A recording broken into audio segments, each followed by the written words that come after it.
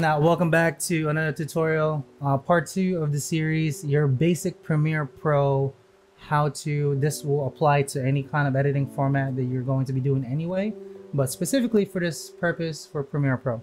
So let's hop into the timeline. So on the part 1, you learned C to cut, V to go back to the pointer, delete to delete footage, and spacebar to kind of go back and forth on your timeline. Now, for this purpose, let's say you've got that down packed, but now you're the colors are a little too blown out on this one. You want to be able to color grade. I want to make this as simple for you as possible. And there's a lot of ways to do this. This is the most efficient way in my opinion. So let's say we have 2 clips. Let's get rid of this. C to cut, V to go back, delete. And let's get another footage of me driving, right? Let's go, actually, you know what? Let's do this one where we're stepping down. Okay, so we got 2 clips. You know what if I put the program here so you guys can see it? Okay, let me put the program here so you guys can see what I'm talking about. Scale frame, we learned that also. Control S is your best friend in this entire process. Let's say we want to color grade these 2 footage, right? The simplest way to go about it is, if you want to, you just click onto here and you go to Lumetri color, and then you go ahead and edit this. But that will only apply to that one footage. What if you have multiple amounts and multiple clips, which you usually will? This is very inefficient. So the one thing you want to be able to do, okay, so on your editing bay, go to the right, or wherever your clips are, right here where it says new item, click that, and we're gonna make an adjustment layer. Click OK. It will go per your existing settings already. Click OK again, and here's your adjustment layer. All you're gonna need to do, click and drag that onto your timeline and extend it to the duration of whatever footage you want color graded. Follow me so far? Okay, let's go back to the program.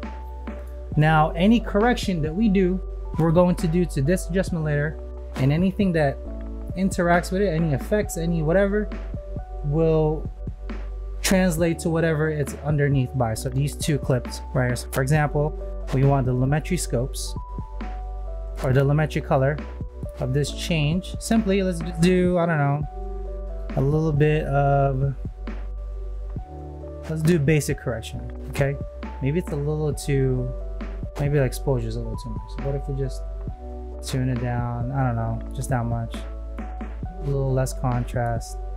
Highlights are not bad. We can turn that down also. Shadows looks pretty good. Whites are okay. Blacks are okay. We're done. Boom. And then your footage, not this one, over here on your program, is now color graded. And also this clip over here, because it falls underneath this one. If we take this off, you'll see it's a lot brighter. See that? Okay. And then your next question will be, what if I had a LUT? Well, under creative, not on basic creation, under creative tab, you see here with the lookup table, a LUT, L-U-T. This is where you would find it. So obviously you need to have a LUT installed or somewhere on your computer. I do have one, so I can actually put it in under my desktop. I have 2 color grade LUTs that I made myself. You're more than happy to have it. I have a link underneath in the description below. It is just simply to undo some of the highlights, increase saturation ever so slightly. And I'm shooting on a Panasonic camera, so it goes a little more magenta.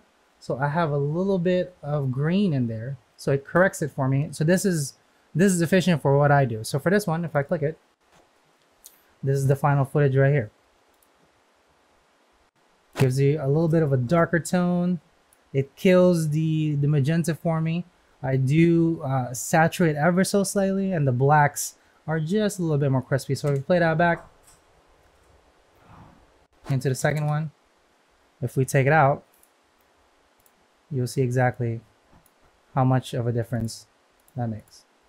A little more bluish. That's how I like the videos. Okay, that is it. Number 2, adjustment layer. Hopefully you learned something. Let's go on to part 3.